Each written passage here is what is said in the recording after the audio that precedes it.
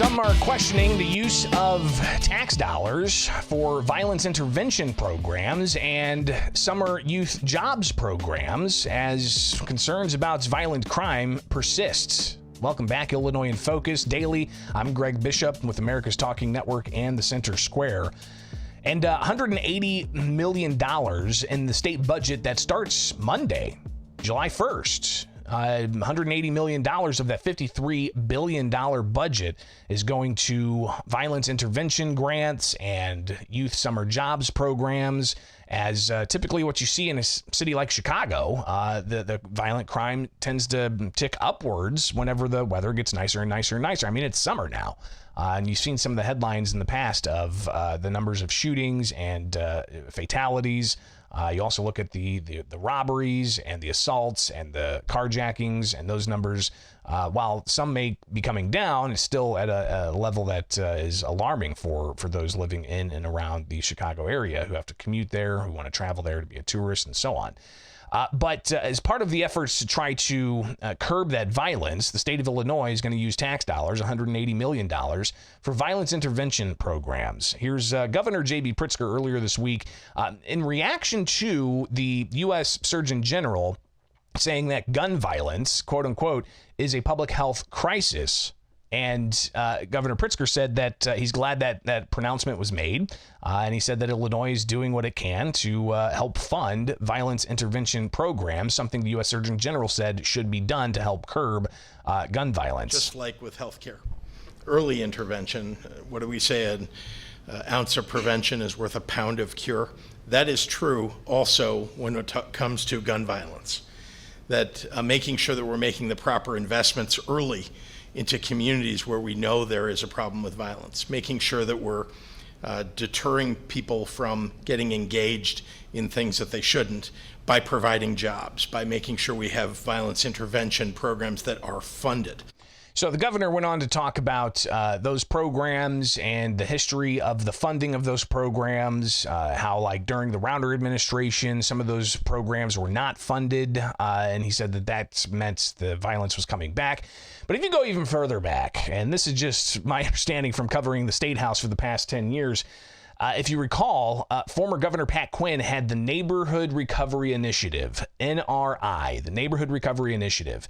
And millions of dollars went to these types of organizations, nonprofits. But then it was found out that some of the money was going to pad six-figure salaries for some of these nonprofit groups, and even questions about the use of those dollars in politics ahead of elections. And how that was ethically questionable, and the investigations that happened back then. Just look it up. Do a news archive search. Neighborhood Recovery Initiative. All right. During the Quinn administration, you'll find those audit reports that at that time were kind of partly propelling people saying, hey, these violence intervention programs have some flaws in them. But the governor says that he's going to make sure that and other groups are watching and monitoring how these dollars are used and make sure they're used appropriately.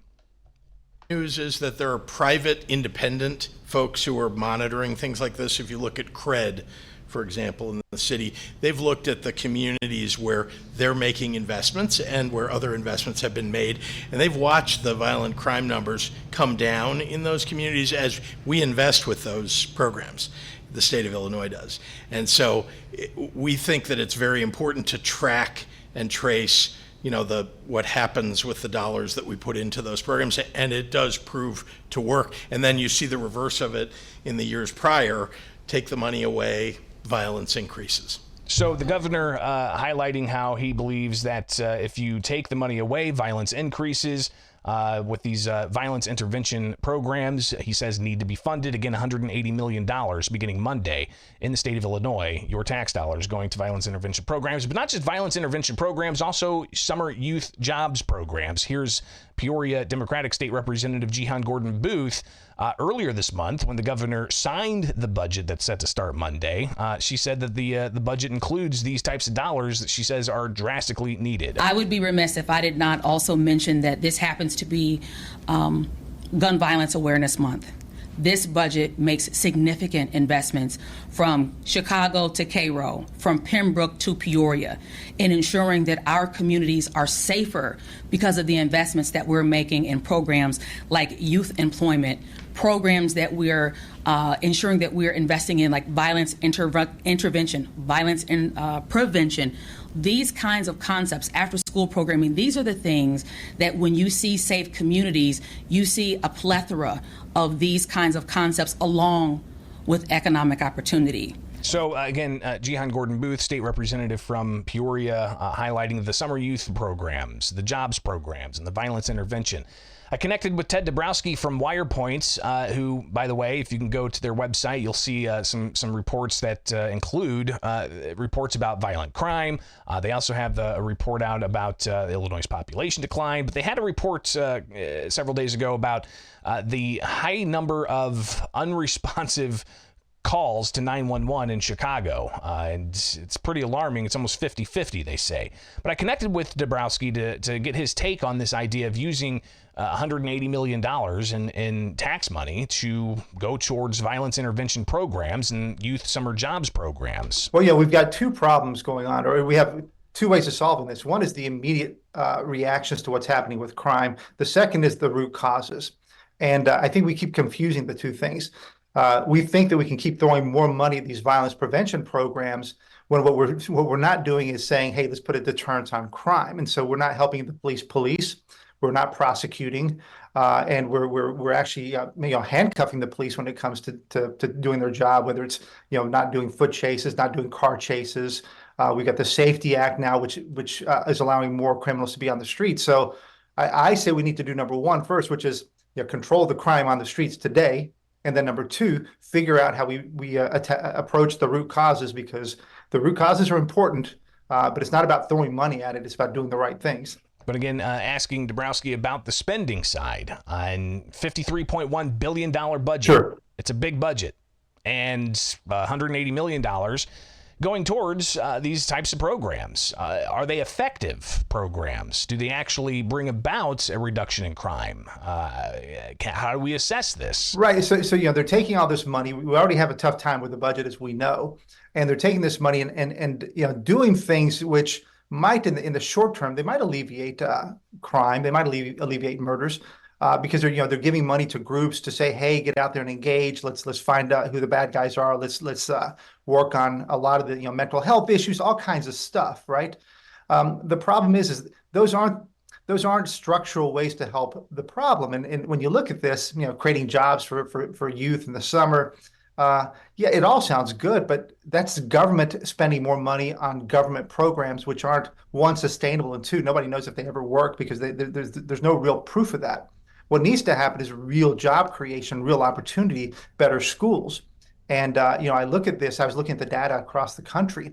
For the 15 largest cities, we have the highest Black unemployment rate in the nation. That's a real problem, which has, it's not about crime, it's about opportunity. And when there's no opportunity, well, you get more crime.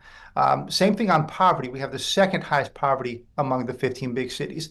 And, and we're one of the most equity focused states and cities in the country. So we have a real problem of creating opportunity, and the money would be better spent creating real opportunity rather than trying to just tax people and send it to programs which are unproven. And when we're at 6-year high in violent crimes right now, it's not about money. We don't have the right strategies.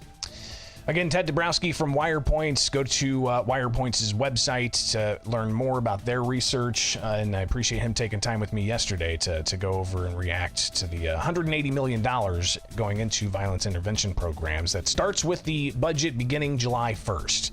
It is Illinois in Focus with America's Talking Network and the Center Square. Be sure to go like, subscribe, and hit that notification bell with America's Talking Network each and every weekday morning, waking up with you. And don't forget also to subscribe to Illinois in Focus wherever you subscribe to your podcasts. That's where you'll get the weekend edition of Illinois in Focus with myself and Dan McCaleb from the Center Square.